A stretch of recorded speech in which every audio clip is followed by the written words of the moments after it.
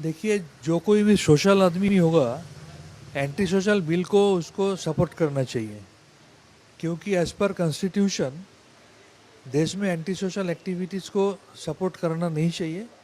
और कोई भी अगर एंटी सोशल एक्टिविटी में इन्वॉल्व है और वो सबूत होता है तो उसके खिलाफ कड़ी से कड़ी सज़ा होना चाहिए।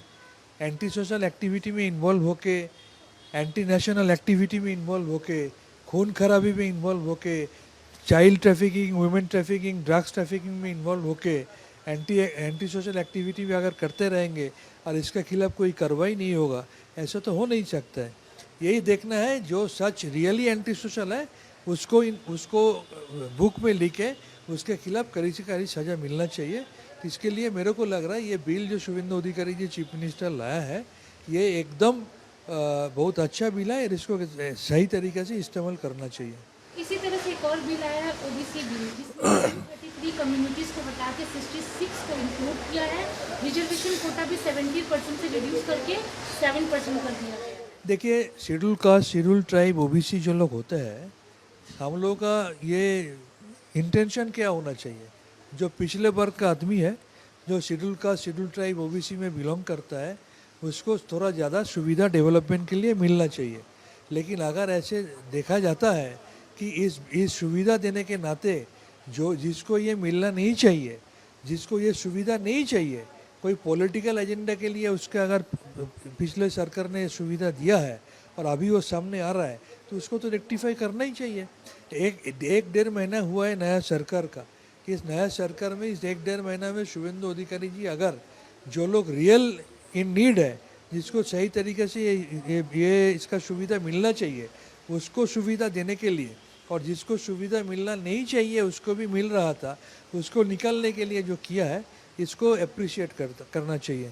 एक और बिल आने वाला है यूसीसी, लेकिन उसको पहले कैबिनेट में ड्राफ्टिंग करने के बाद एक कमेटी में भेजा जाएगा, वहाँ से रिपोर्ट आने के बाद ही टेबल किया जाएगा। यूसीसी बिल को लेकर क्या बोलेंगे? देखिए, यूनिफॉर्म सिविल कोड जो बिल है वो तो पश्चिम बंगाल में पहले नहीं आ रहा है, इसके पहले भी 3-4 स्टेट में आ चुका है और सेंट्रल गवर्नमेंट सेंट्रली भी इस बिल को इंट्रोड्यूस करने का कोशिश कर रहा है। यूनिफॉर्म सिविल कोड के द्वारा अगर एक यूनिफॉर्मिटी लाया जाए, हमारा कॉन्स्टिट्यूशन जो यूनिफॉर्मिटी का बात करता है, तो हर एक धर्म को अलग अलग रिस्पेक्ट देते हुए भी एक यूनिफॉर्म नेचर अगर इंडियन सिटीजन को दे दिया जाए, ये तो बहुत अच्छा है। सबके लिए एक तरीका, अगर हम एक शादी करेंगे, कोई और 5 शादी करेंगे, हमको एक शादी करने का हक है, हम एक शादी के ज़्यादा नहीं शादी करना चाहिए, कोई और 4 शादी करेंगे, 5 शादी करेंगे, ऐसा तो होना नहीं चाहिए।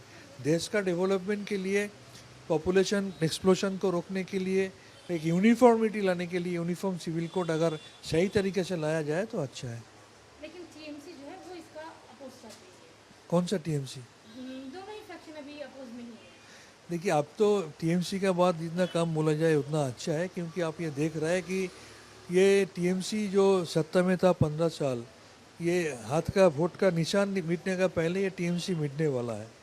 80 जो एमएलए जीते हुए थे उससे 66 निकल गया, 29 जो लोकसभा एमपी था उसमें 20 के ऊपर निकल गया, राज्यसभा का जो सांसद था 3 ऑलरेडी रेजिग्नेशन कर दिया, असेंबली में आपस में लड़ाई चल रहा है।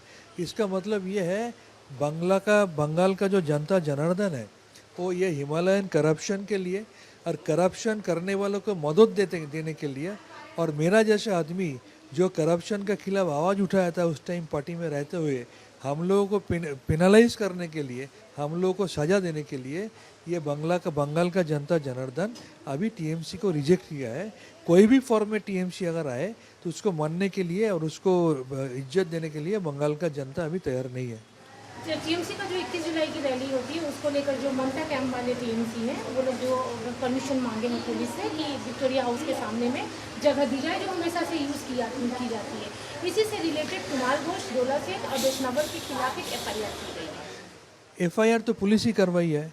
अगर कोई किसी को लगता है कि पुलिस की कार्रवाई होना चाहिए, बेआईनी काम हुआ है, रास्ता ब्लॉक करके प्रोग्राम करने के लिए पुलिस का परमिशन मिलने का पहले कोई अगर मापझोंक करने का कोशिश करे, वहाँ पर ज़बरदस्ती कोई प्रोग्राम करने का कोशिश करे, तो इसके लिए ट्रैफिक और पुलिस एडमिनिस्ट्रेशन है, पुलिस मिनिस्टर है, जो चीफ मिनिस्टर भी है, तो उनको कानूनन जो कार्रवाई करना चाहिए वो कर रहा है।